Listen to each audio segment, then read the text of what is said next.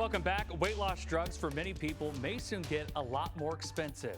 A shortage of them had actually led to lower prices.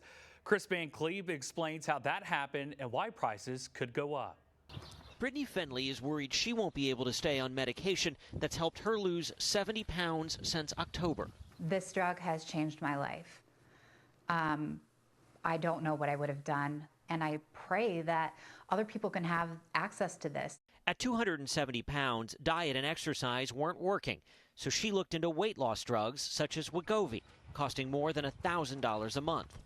I immediately gave up on it. It wasn't until I saw an ad on Instagram, and it said starting at $2.99 a month, and I was like, wait, that's affordable. I could do that. She could do it because the surging popularity of the GLP-1 drugs created a shortage, prompting the FDA to take emergency action, allowing compounding pharmacies to essentially make generic versions of the drug for a fraction of the cost.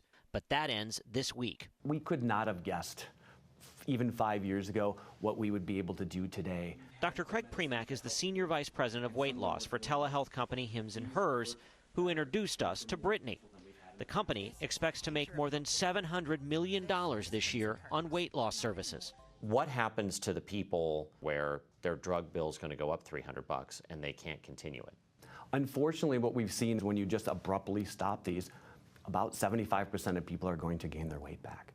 The FDA has ordered compounding pharmacies to largely stop selling their version of the drugs. Novo Nordisk, the maker of Ozempic and Wegovy, told us they are making every effort to provide lower-cost options. But as of Thursday, any compounder that mass produces or sells knockoff drugs is breaking the law.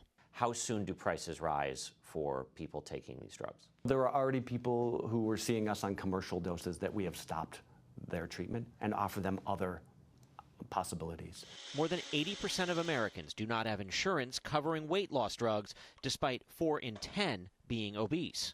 I don't think it's fair. You shouldn't have to be in a certain tax bracket in order to afford a life-changing medication.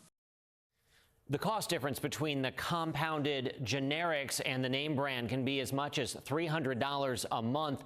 Now, these telehealth companies, they plan to sell the name brand, but they also believe there is room to continue marketing those compounded, cheaper alternatives, something Big Pharma says is illegal.